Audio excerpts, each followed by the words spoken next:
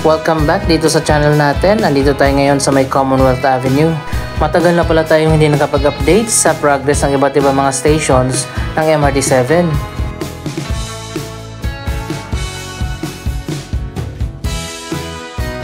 Sinadya talaga natin na palipasin ng ilang buwan bago tayo mag-update para makita natin ang progress. Andito tayo ngayon sa Tandang Sora Station.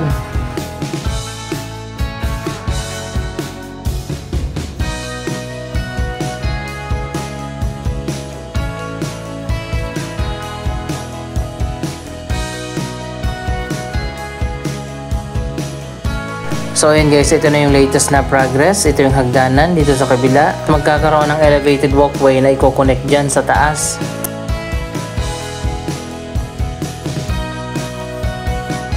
Yan ang magiging daanan ng mga pasahero papasok dyan sa station.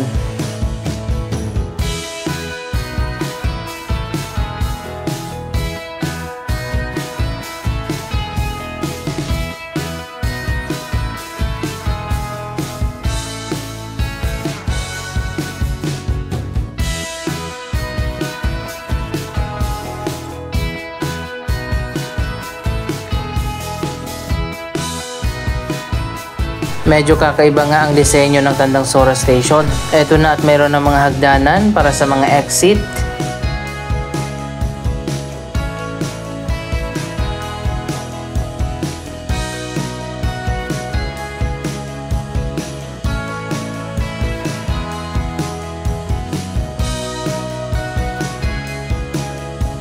Kaya ba nilang tapusin ang mga station na ito sa loob ng isang taon? 1 year and 2 months bago maging partially operational ang mga station ng MRT7? Sa tingin ko sa progress ng Tandang Sora Station, kaya naman. Pero yung ibang station ay nagsisimula pa lang yung construction, katulad ng station sa North Avenue.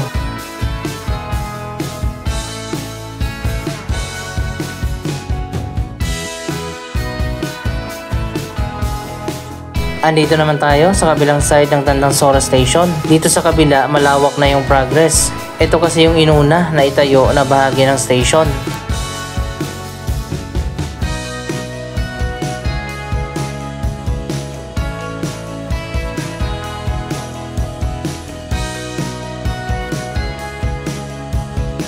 So ayun guys, meron na ditong elevated walkway. Dalawa na yan dito sa harap at doon sa dulo. May hagdanan na rin dito sa kabilang side.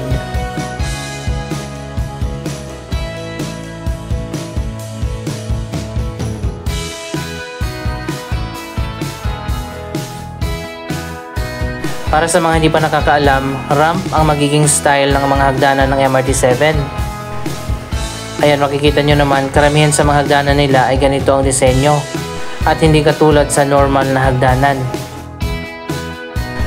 Sa tingin ko, kaya siguro ganito ang style ng hagdanan na ginawa ng MRT7 para hindi masyadong mapagod ang mga commuter sa pag-akyat baba sa mga station. Lalo na yung ibang mga station na katulad nito ay sobrang taas. Ito naman yung progress sa ginagawang hagdanan dito sa kabilang side.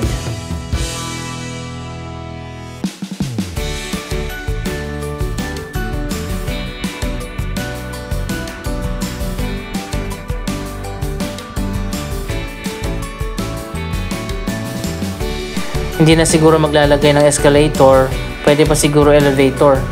PWD friendly na kapag ganito yung style ng hagdanan.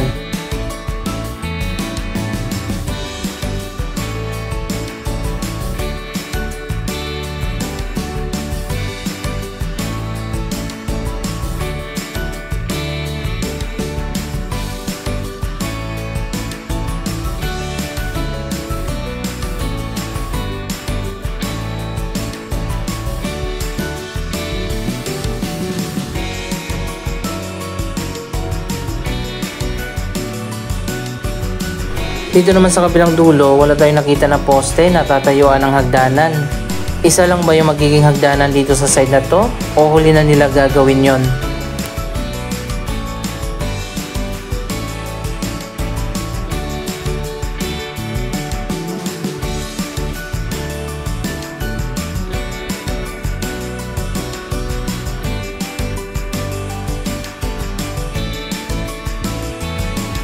So ayun guys, dito sa harap dapat may hagdanan din paakyat dyan sa station katulad dun sa kabila.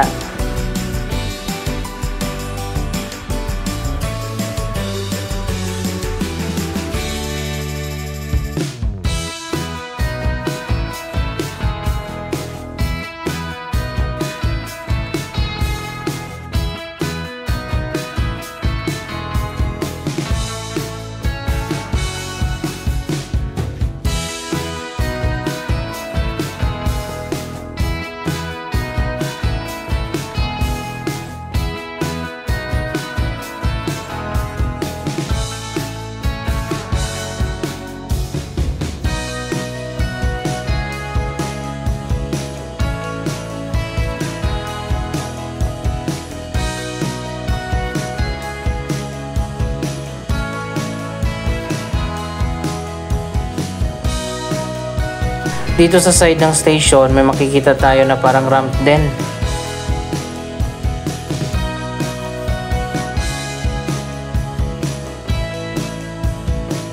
Medyo confusing talaga ang disenyo ng Tandang Sora Station.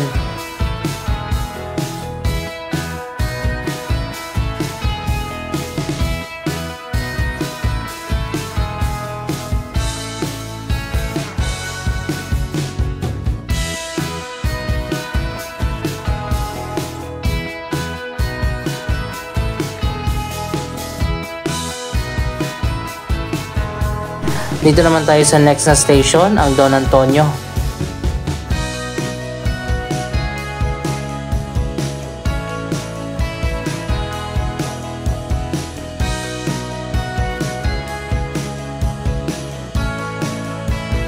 Wow, ito talaga halos buo na yung station building.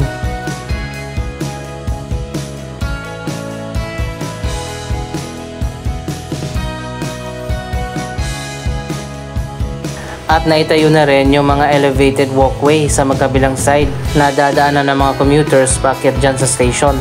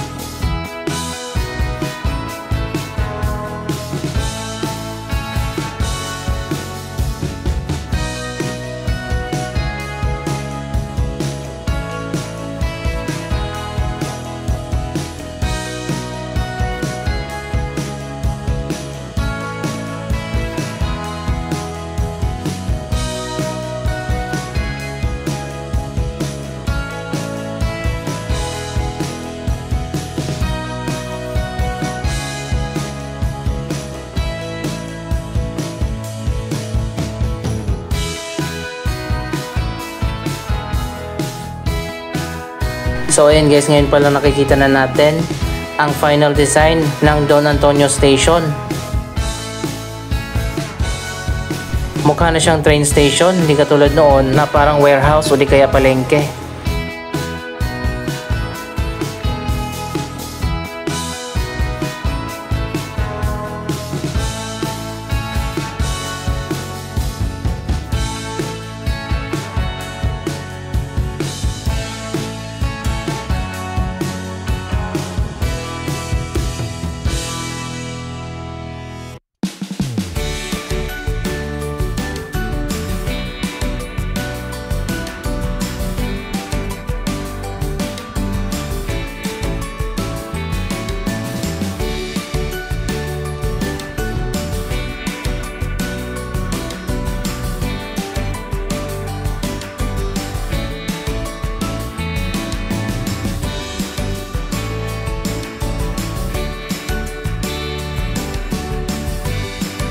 Malawak din yung elevated walkway.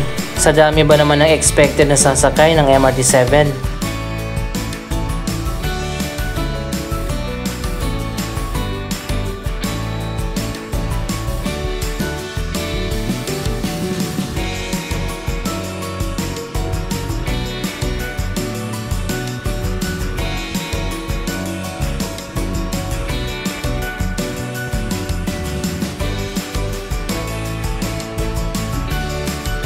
Andito naman tayo ngayon sa Batasan Station.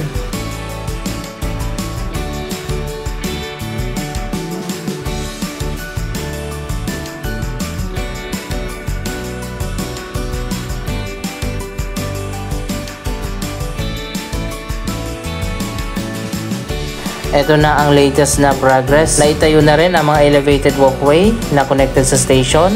May hagdanan na rin sa magkabilang side.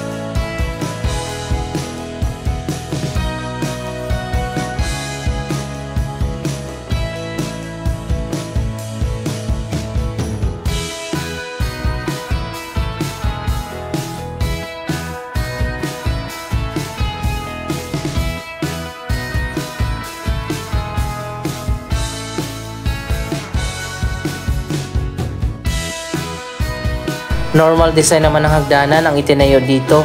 Siguro dahil maliit lang yung space at hindi na pwedeng tayuan ng ramp.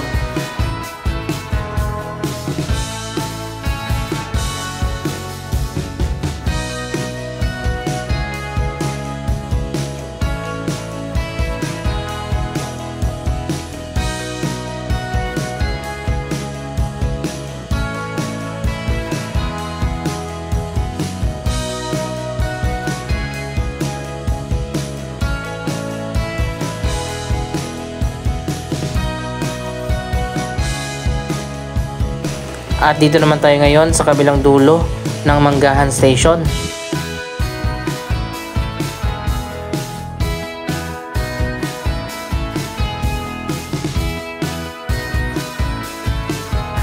Iba naman yung magiging design ng station na ito.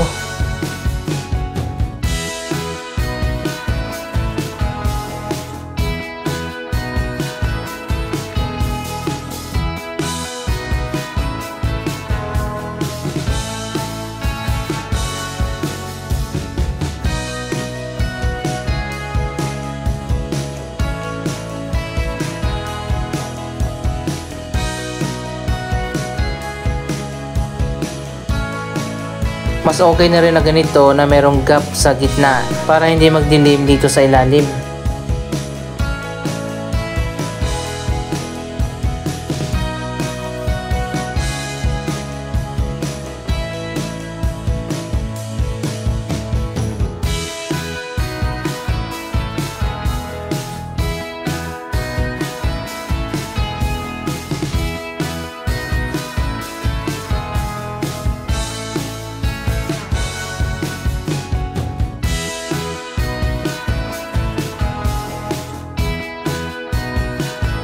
Ayan, dito naman sa kabilang dulo, meron ding hagdanan na papunta doon sa baba.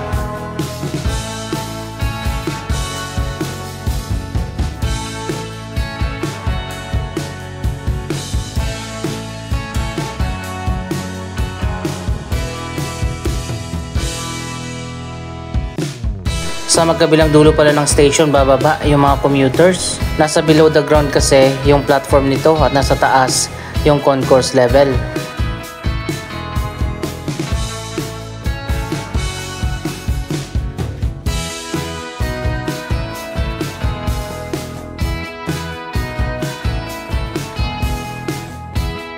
Yan muna ang latest update sa iba't ibang mga station ng MRT7. Anong masasabi nyo sa progress ng proyektong ito? Mag-comment lamang dyan sa baba ng inyong mga reaksyon. Maraming salamat sa inyong panonood. Don't forget to like, share, comment at subscribe. Thank you for watching.